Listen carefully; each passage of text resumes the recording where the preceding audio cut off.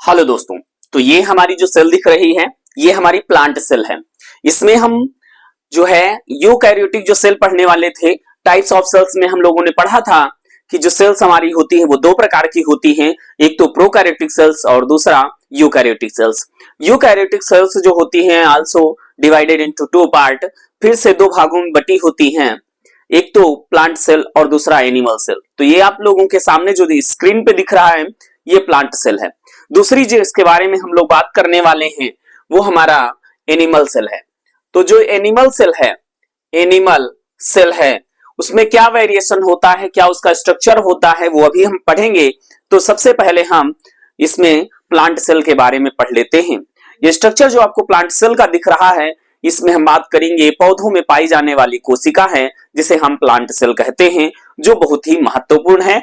और इसमें ऐसे ऐसे जो ऑर्गन हैं उन्हें हम सेल ऑर्गन कहते हैं, कोशिकांग कहते हैं। और कोशिका में भरा हुआ तरल पदार्थ जो होता है उसे हम कोशिका द्रव्य कहते हैं, प्रोटोप्लाज्म कहते हैं। तो कौन से भाग को हम क्या नाम देते हैं, वैज्ञानिकों ने क्या नाम दिया और उसका क्या काम होता है, हम वन बाय वन सभी सीखते हैं। तो चलिए भाई स्टार्ट करते हैं।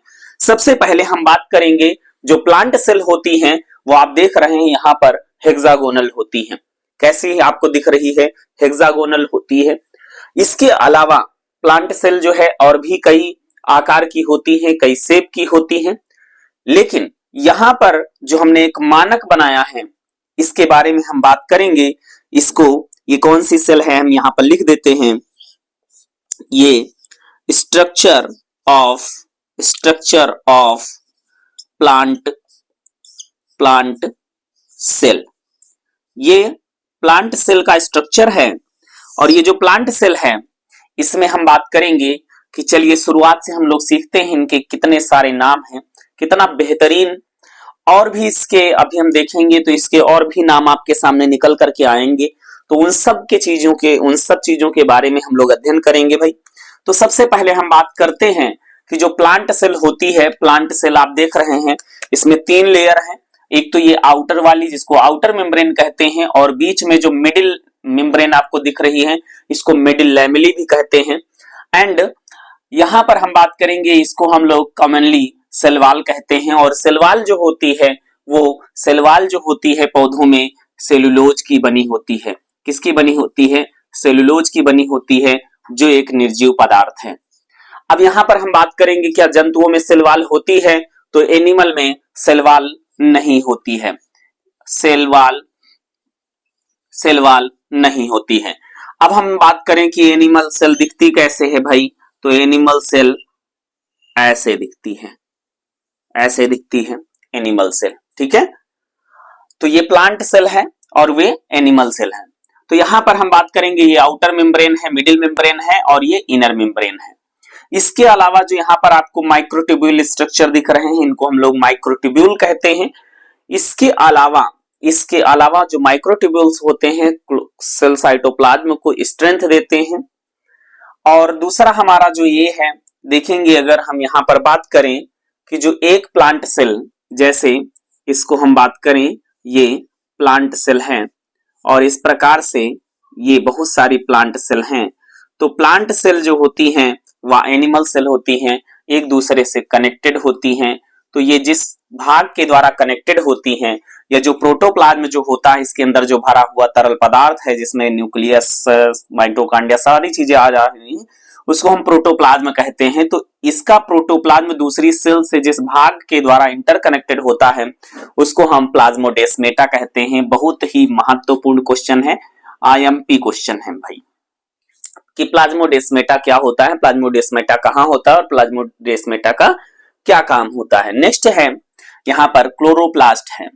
अब बात करेंगे क्या प्लाज्मोडेस्मेटा होता है? नहीं होता है, क्योंकि ये ऑलरेडी कट होते हैं और यहाँ पर ये इस तरह से सेल साइटोप्लाज्म जो होता है ट्रांसफर हो जाता है। क्लोरोप्लास्ट की बात करते हैं तो भाई क्लोरोप्लास्ट जो है ये प्लांट सेल में है, क्या एनिमल सेल में होता है? तो क्लोरोप्लास्ट जो होगा, यहाँ पर हम क्लोरोप्लास्ट की बात करें तो क्लोरोप्लास्ट भी एनिमल सेल में नहीं होता है। क्लोरोप्लास्ट जो होता है जिसे हम हरित लवक कहते हैं या प्लास्टिड्स कहते हैं। प्लास्टिड्स तीन प्रकार के होते हैं, जिसे हम क्रोमोप्लास्ट या ल्यूकोप्लास्ट और क्लोरोप्लास्ट के नाम से जानते हैं। तो यहाँ पर ये क्लोरोप्लास्ट लिखा हुआ, ये फोटोसिंथेटिक रिएक्शन करवाता है, भोजन बनाता है, जिससे यहाँ पर स्टार्च ग्रेन वगैरह भी जो है आप देखेंगे, स्टार्च ग्रेन जो है, स्टार्च ग्रेन, ये देखिए स्टार्च ग्रेन, यहां पर कहीं लिखा होगा, अगर नहीं मिलेगा ये देखिए लिखा है स्टार्च ग्रेन बने हुए हैं, ठीक है, स्टार्च ग्रेन बने हुए हैं। तो ये क्लोरोप्लास्ट है भाई। अब हम बात करते हैं कि जो कोशिका में पाए जाने वाले बहुत सारे, जो मैंने कम ही बनाए, इससे भी ज्यादा ऑर्गन होते हैं, 2-3-4, एक ही ऑर्गन जो है 2-3-4 बार पाए जाते हैं, 2-3-4 जगहों पर होते हैं। तो जो क्लोरोप्लास्ट होता है ये अपना भोजन स्वयं बना लेता है, तो इसीलिए इसे कोशिका का रसोई घर भी कहते हैं, कोशिका का रसोई घर भी कहते हैं। ये ओस्मियोफिलिक ड्रॉपलेट्स होते हैं, जो फैट्स ड्रॉपलेट्स होते हैं।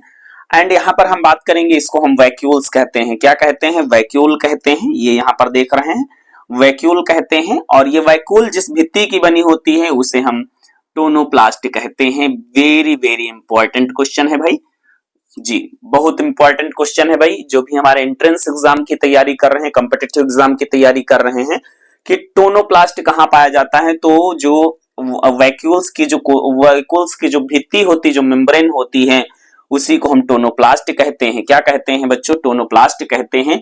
और इसमें जो भरा हुआ रस जो होता है उसे हम क्या कहते हैं? सेल सैप कहते हैं। क्या कहते हैं? सेल सैप कहते हैं। एंड उसके बाद में हम बात करते हैं यहाँ पर यहाँ पर देखेंगे न्यूक्लियोलस लिखा हुआ है। न्यूक्लियोलस का मतलब होता है केंद्रिका।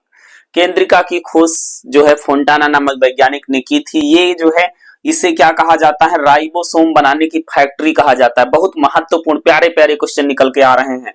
आई होप आप लोगों को अच्छा लग रहा होगा भाई, वीडियो आप लोगों को अच्छा लग रहा हो। लेकिन जो लोग जानते होंगे इसके थोड़ा सा इसके बारे में, भाई सिंपल सी बात है, अगर आपके पास में मान लीजिए जैसे प्लेटेहेलमिन्थेस जो होता है, उसके पास में सिस्टोडा जो वर्ग में आते हैं, उनके पास में एलिमेंट्री कैनाल ही नहीं है, तो उनको चाहे तो चाय पिला दो, है ना, और चाहे तो दूध पिला दो, चाहे नमक डाल के पानी पिला दो, उनको टेस्ट ही नहीं पता चलेगा। क्योंकि क्यों नहीं पता चलेगा? Due to absent of elementary canal. Means जब आपको बायोलॉजी आती नहीं तो हो सकता है कि आपको ना समझ में आए, लेकिन अगर थोड़ा बहुत भी बायोलॉजी आती है तो आपको भाई मजा आ रहा होगा, है ना, नई नई चीजें निकल के आ रही, नई नई चीजें आपको मिल रही हैं, ठीक है। तो न्यूक्लियोलस क्या है भाई? केंद्रिका, यहाँ पर देख रहे हैं, इसको हम लोग केंद्रिका कहते हैं। और केंद्रिका जो होती है राइबोसोम बनाती है, इसीलिए इसको राइबोसोम बनाने की फैक्ट्री कहा जाता है। देखिए कितना आईएमपी क्वेश्चन है भाई, इंपॉर्टेंट क्वेश्चन है ना। और इसके बाद में हम बहुत सारी चीजें भी सीखेंगे, लेकिन नेम बाय नेम सीखेंगे क्योंकि नाम सबके दिए गए हैं। वैक्यूल आ गया, देखो मैंने कहा था ये रिक्तिका है। क्या है? रिक्तिका है। और सेल सैप मैंने कहा, तो यहाँ पे इसको रसधानी भी कहते हैं। क्या कहते हैं? रसधानी भी कहते हैं। अच्छा भाई, यहाँ इसमें न्यूक्लियस होता है भाई, इसमें न्यूक्लियस होता है, इसमें न्यूक्लियोलस भी होता है, क्रोमैटिन भी होते हैं, ये सब सेम होंगे, है ना, ये सब सेम होंगे। इसमें जो है क्लोरोप्लास्ट नहीं होगा, तो क्या होगा भाई? माइटोकॉन्ड्रिया होगा। क्या होगा? माइटोकॉन्ड्रिया होगा। हम लोग इसी के साथ सीखते चलेंगे भाई, ठीक है। इंपॉर्टेंट ये है, ज्यादातर पूछा यही जाता है, चाहे बच्चे बीएससी कर रहे हो या चाहे आप फर्स्ट ईयर में हो या कोई मेडिकल कोर्स कर रहे हो, जेएनएम, एएनएम, डीफार्म, बीफार्म, कुछ भी कर रहे हैं तो पूछा। अब देखो, अब मैंने ये कह दिया तो बीएससी वालों के लिए, लेकिन जब जो बच्चे डीफार्म बीफार्म कर रहे हैं उनसे तो यही पूछा जाएगा ना। लेकिन अगर आप इसके बारे में जानते हैं तो फिर वही सेम हो जाएगा, कुछ चीजों को हटा देंगे भाई, है ना। चलिए, तो अगला वैक्यूल्स हो गया। एंड यहां पर देखेंगे ये आउटग्रोथ दिख रही है, इसको हम लोग इंडोप्लाज्मिक रेटिकुलम कहते हैं। इसमें भी होता है, इसमें भी होता है भाई इंडोप्लाज्मिक, इंडोप्लाज्मिक, ये प्यारा सा स्ट्रक्चर भाई इंडोप्लाज्मिक, इसको हम बोलते हैं ER। क्या बोलते हैं? Endoplasmic reticulum. अब इंडोप्लाज्मिक जो रेटिकुलम होती है वो 3 प्रकार की होती है, लेकिन हम यहाँ पर 2 प्रकार की जरूर भाई बताएंगे, है ना। 3 प्रकार की होती, 2 प्रकार की जरूर बताएंगे। देखो, जिसपे राइबोसोम है, जिसपे राइबोसोम है तो वो कैसी हो जाएगी? रफ, उसको RER बोलेंगे, रफ इंडोप्लाज्मिक रेटिकुलम। और जिस पर, और देखेंगे जिस पर राइबोसोम है ही नहीं भाई, जो शार्प है, जो स्मूथ है, उसको हम बोलेंगे स्मूथ इंडोप्लाज्मिक, सपाट या चिकनी अंतःप्रद्रव्य जालिका, ठीक है। और चौथी जो होती है उसको संक्रामी, है ना, संक्रामी जो है क्या बोलते हैं, अंतः प्रद्रवी जालिका। ठीक है भाई। तो ये तो बात थी न्यूक्लियोलस की, वैक्यूल्स की हो गई, एंडोप्लाज्मिक रेटिकुलम की हो गई। एंडोप्लाज्मिक रेटिकुलम क्या करता है भाई, इसको तनाव देता है, स्ट्रेंथ देता है। एंडोप्लाज्मिक रेटिकुलम जो है क्या करता है, ये एक तो प्रोटीन एंजाइम भी बनवाता है, और एक बात है जो रफ एंडोप्लाज्मिक रेटिकुलम वहां पर ज्यादा पाई जाती है जहां पर एंजाइम बनाने की जरूरत ज्यादा होती है, क्योंकि वहां पर राइबोसोम होंगे, और राइबोसोम क्या बनाते हैं, प्रोटीन बनाते हैं, और प्रोटीन क्या है, एंजाइम है भाई। ठीक है। तो देखेंगे कि न्यूक्लियर मेम्ब्रेन, न्यूक्लियर मेम्ब्रेन देखेंगे यहाँ भाई, ये देखिए ये पूरा स्ट्रक्चर जो गोल सा दिख रहा है इसको न्यूक्लियर मेम्ब्रेन कहते हैं। जैसे यहां पर देखेंगे भाई, ये रहा, ये इसको बोलेंगे न्यूक्लियर, ये रहा न्यूक्लियर मेम्ब्रेन। क्या रहा दोस्तों, न्यूक्लियर मेम्ब्रेन। अब जो न्यूक्लियर मेम्ब्रेन है इसमें भी दो भाग होते हैं, दो परतें होती हैं। देखो ये सेम सेम होगा, इसमें भी होता है, ये हो जाएगी आउटर मेम्ब्रेन और ये हो जाएगी इनर मेम्ब्रेन। क्या हो जाएगी, इनर मेम्ब्रेन। तो जो आउटर मेम्ब्रेन है और इनर मेम्ब्रेन है, तो ये दोनों मिल के क्या बनाती है, न्यूक्लियर इनवेलप बनाती हैं। इसको हम लोग क्या बोलते हैं, न्यूक्लियर मेम्ब्रेन कहते हैं। न्यूक्लियर मेम्ब्रेन में दो होती है, आउटर और इनर, लेकिन इसको हम लोग और क्या कहते हैं, न्यूक्लियर इनवेलप कहते हैं। क्या कहते हैं, इनवेलप कहते हैं, है ना। इनवेलप मतलब होता है लिफाफा, केंद्रक का लिफाफा, केंद्रक की सारी चीजें इसमें बंद है, तो इसको बोलते हैं न्यूक्लियर इनवेलप। ठीक है भाई। एंड इसके बाद में देखो भाई, जब इसमें न्यूक्लियर में बहुत सारे काम होते रहते हैं, और जो पानी है, प्रोटीन है, वो सब कहां से जाएगा भाई, बाहर से आ रहा है, बाहर से आ रहा है, दूसरी कोशिका से आ रहा है, टिश्यूज से आ रहा है, टिश्यूज को ब्लड वेसल्स से मिल रहा है, तो ये प्लाज्मोडेस्मेटा से आ रहा भाई दूसरी सेल से। अब ये केंद्रक में कैसे जाएगा, तो केंद्रक में होते हैं छोटे छोटे छेद, छोटे छोटे छेद होते हैं, और इन छेद को बोलते हैं न्यूक्लियर पोर। क्या बोलते हैं, न्यूक्लियर पोर।